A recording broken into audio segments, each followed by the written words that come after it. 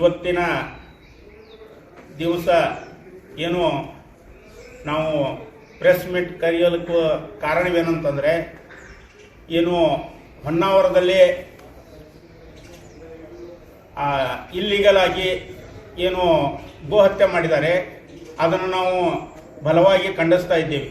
ಯಾಕಂತಂದರೆ ನಮ್ಮ ಇಸ್ಲಾಂ ಧರ್ಮ ಯಾವುದೊಂದು ಬೇರೆ ಧರ್ಮಕ್ಕೆ ಒಂದು ನೋವು ಮಾಡುವಂಥ ಕೆಲಸ ನಮ್ಮ ಪೈಗಂಬರ್ ಸಲ್ಲಲ್ಲಾಹು ಅಲೈಹಿ ವಸಲ್ಲಂ ಅವರು ಮಾಡಿಲ್ಲ.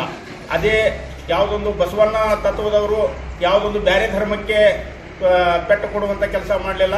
ಮತ್ತು ಒಂದು ಕ್ರಿಶ್ಚಿಯನ್ ಧರ್ಮದಲ್ಲಿನೂ ಯಾವುದೊಂದು ಗುರುಗಳು ಆ ವಿಷಯನ್ನು ಬೇರೆ ಧರ್ಮಕ್ಕೆ ನೋವಾಗುವಂಥ ಮಾತನ್ನು ಮಾತಾಡಲಿಲ್ಲ.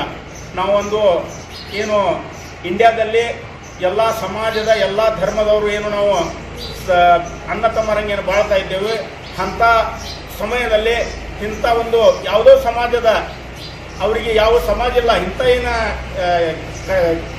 ಕೂಡ ಕರ್ತೇನು ಮಾಡ್ತಾ ಇದ್ದಾರೆ, ಅವರಿಗೆ ಯಾವುದು ಸಮಾಜ ಇಲ್ಲ ಮತ್ತು ಅವರು ಯಾವ ಸಮಾಜಕ್ಕೂ ಸಂಬಂಧವಿಲ್ಲ ಅಂತ ನಾನು ಭಾವಿಸಿದ್ದೇನೆ.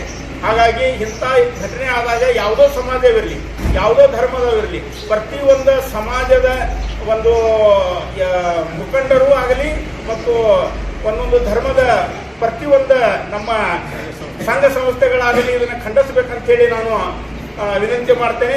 ಮತ್ತು ನಾವು ಈ ಕೃತ್ಯ ಆಗಿದೆ, ಇದಕ್ಕೆ ನಾವು ಬಲವಾಗಿ ಖಂಡಿಸ್ತೇನೆ. ಇಂಥ ಒಂದು ಕೂಡಿಯಾದ ಕೆಲಸ ಮಾಡಿದಂಥವ್ರಿಗೆ ನಾವು ವಿರೋಧ ಮಾಡ್ತೇವೆ, ಅವರಿಗೆ ಕಠಿಣ ಶಿಕ್ಷೆ ಆಗಲಿ ಅಂತ ಹೇಳಿ ನಾನು ಮಾಧ್ಯಮದ ಮೂಲಕ ಸರ್ಕಾರಕ್ಕೆ ಮತ್ತು ಪೊಲೀಸ್ ಡಿಪಾರ್ಟ್ಮೆಂಟಿಗೆ ಮನವಿ ಮಾಡ್ಕೊತೇನೆ. ನಮಸ್ಕಾರ.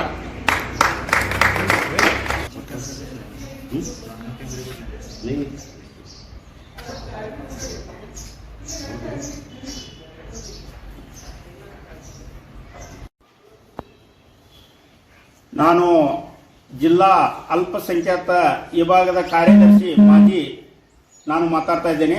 ಹಾಗೆ ನಮ್ಮ ಸಮಾಜದ ಅಂಜುಮನ್ ಸಂಸ್ಥೆಯ ಪ್ರಮುಖರಾದ ರಾಜೇಶ್ ಸಾಬ್ ಸುಂಕದ್ ಅವರು, ಇಂತಿಯಾಜ್ ಅವರು ಮತ್ತು ನಮ್ಮ ಎಲ್ಲ ಮುಸ್ಲಿಂ ಧರ್ಮದ ರಿಕ್ಷಾ ಸ್ಟ್ಯಾಂಡ್ ಅವರು, ಕ್ರಿಶ್ಚಿಯನ್ ಧರ್ಮದ ಎಲ್ಲ ಮುಖಂಡರು ಇಲ್ಲಿ ಬಂದಿದ್ದಾರೆ.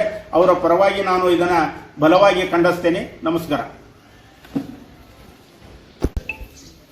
ಹೊನ್ನಾವರದಲ್ಲಿ ಗೋಹತ್ಯೆ ಆದಂಥ ಕೃತ್ಯವನ್ನು ನಾವು ಎಲ್ಲ ಸಮಾಜದವರು ಕೂಡಿ ಖಂಡನೆ ಮಾಡ್ತೀವಿ. ಇದರಲ್ಲಿ ಕಾನೂನು ಯಾವ ರೀತಿ ಕ್ರಮ ತಗೊಳ್ಬೇಕು ಅದಕ್ಕೆ ನಮ್ಮ ಸಂಪೂರ್ಣವಾದ ಬೆಂಬಲವಾದ ಇರ್ತದೆ. ಹೀಗಾಗಿ ಈ ಮುಖಾಂತರ ಪತ್ರಿಕೆಯವರಿಗೆ ಹಾಗೂ ನಾವು ಮನವಿ ಮಾಡ್ತೇವೆ, ಈ ವಿಷಯವನ್ನು ಸರ್ಕಾರಕ್ಕೆ ಹಾಗೂ ಪೊಲೀಸ್ ಇಲಾಖೆಯವರಿಗೆ ಗಮನಕ್ಕೆ ತಂದು ಅವರ ಮೇಲೆ ಸೂಕ್ತ ಕಾನೂನು ಕ್ರಮ ನಾವು ಆಗ್ರಹಪಡಿಸ್ತೇವೆ.